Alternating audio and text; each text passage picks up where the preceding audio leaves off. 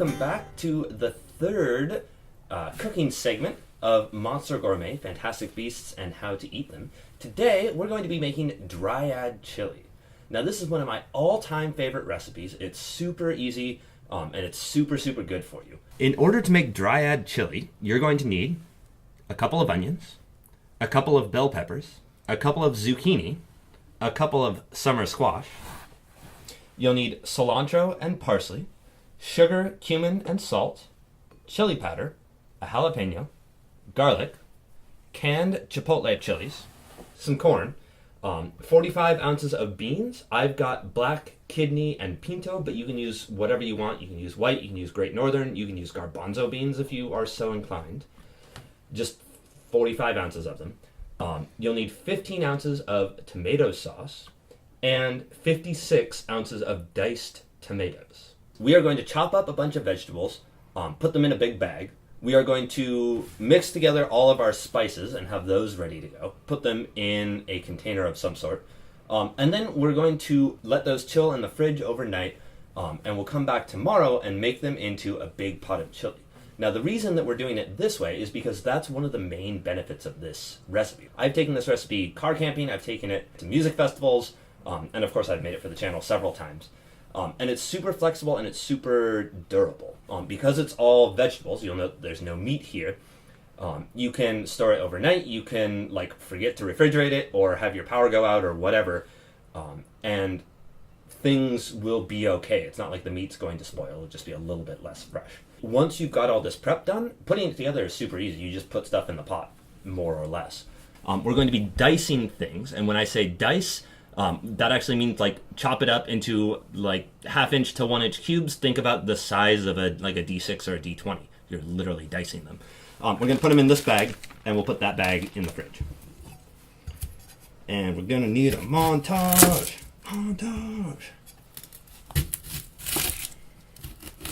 And people on the internet are going to complain about my onion chopping technique, and I don't give a fuck.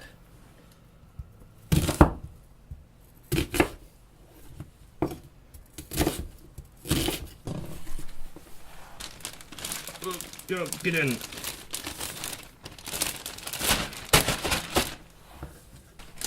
So there's our onions, all chopped. Next we do the bell peppers. We've got one green and one red. And when I do a bell pepper, I just slice the top off, sort of like that. Do the same for the bottom. And then I go around, you can see it's connected by the little strands of whatever, and you just slice those right off. Being super careful not to chop your arm off. Or any of your fingers. You should just be able to pop that right out. Make sure you actually got all the fluff off the inside. This stuff's not bad for you, but the texture is not so great. Get rid of the stem. And then we're going to use all the parts here. So we'll just chop this.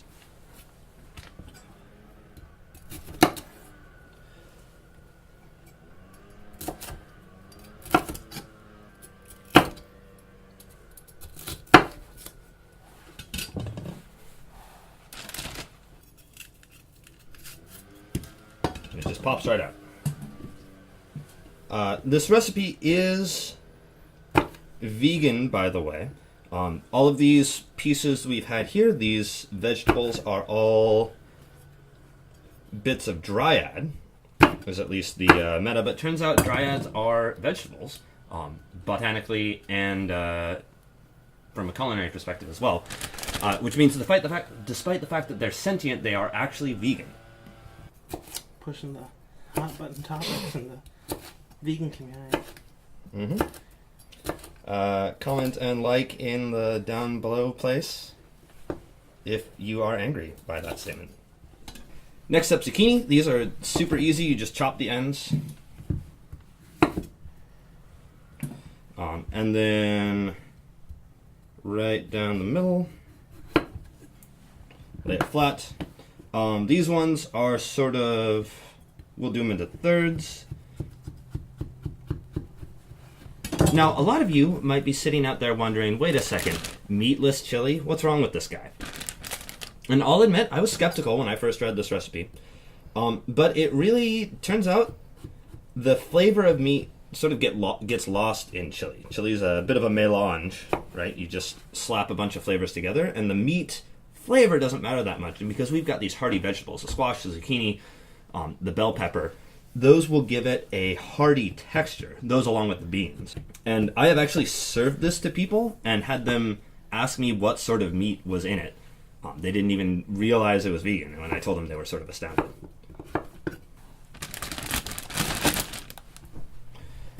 Again, we chop the ends, and just take it and slice it right down the middle.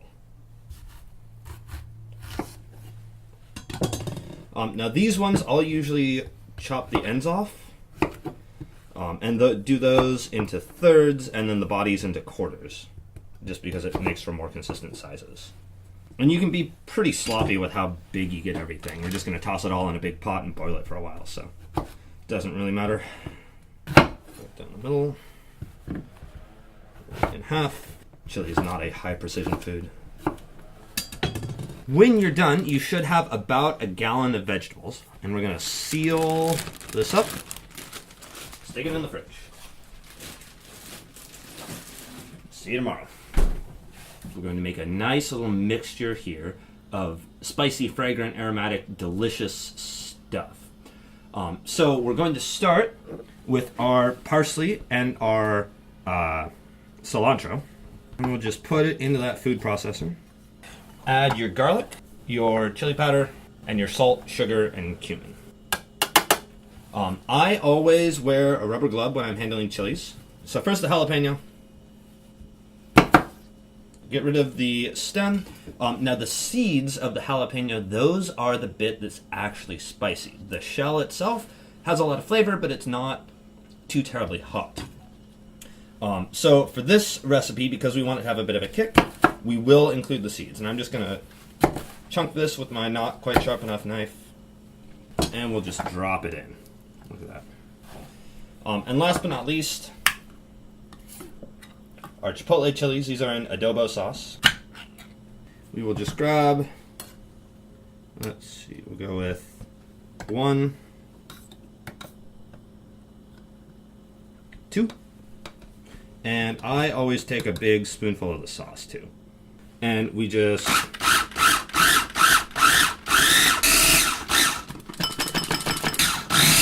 okay, so you're going to take this stuff and you're going to put it into a non-reactive container. That means glass or metal. Don't put it in plastic. The stuff is acidic enough that overnight it will actually start to eat through the plastic and get all sorts of gross flavors into your stuff. You don't want to mess with this with an ungloved hand. It will actually give you chemical burns on your fingers. And we put it into that container. Put the lid on. So for right now, that's it. We are going to take the rest of this stuff, save it for tomorrow, and tomorrow we will put it together into a delicious, spicy chili on the stovetop. The next day. So now it's time. You've got your vegetables chopped, you've got your spices together, you've got your cans opened. It's time to do our final assembly and put together this chili. So the Dutch oven here is on medium high, and I'm going to take about a fist of vegetable oil. And then you just take your veggies and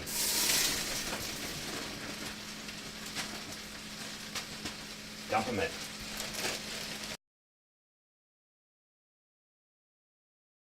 Man, look at those colors. Isn't that beautiful? Alright, so we're going to take this and let it go for 10, 15 minutes, something like that, basically until the onions start to get translucent. And the trick about what we're going to do here is, these cans of beans that got all this goop in them, usually you get rid of it and rinse the beans. We're not doing that today. We are going to drain, but not rinse. And then we do our tomatoes. The one trick here, don't do this to the tomato sauce. You will just lose all your tomato sauce.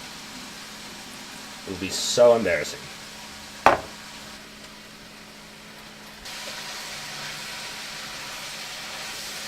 So we've been simmering our vegetables here. Our onions are starting to get translucent. Things like the volume has decreased a lot. It's lost a lot of water.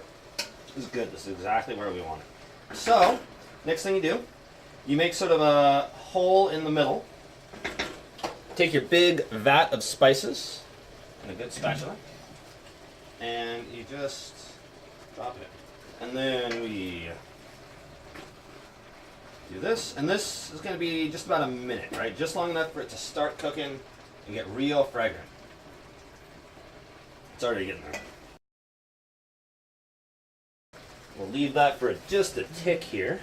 And our next step is going to be to add all of this stuff from our cans, and also the corn. Okay, so it should be about good to go now.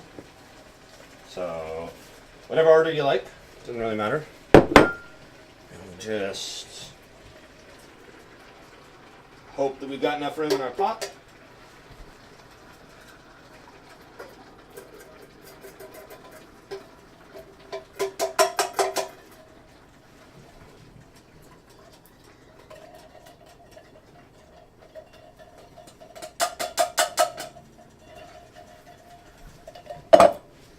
That ought to just about do us. So now you gotta be careful at this point. We got a very full pot here. This will continue to cook down as it cooks. So you'll end up with a little bit less volume than this, but it'll be a very full pot.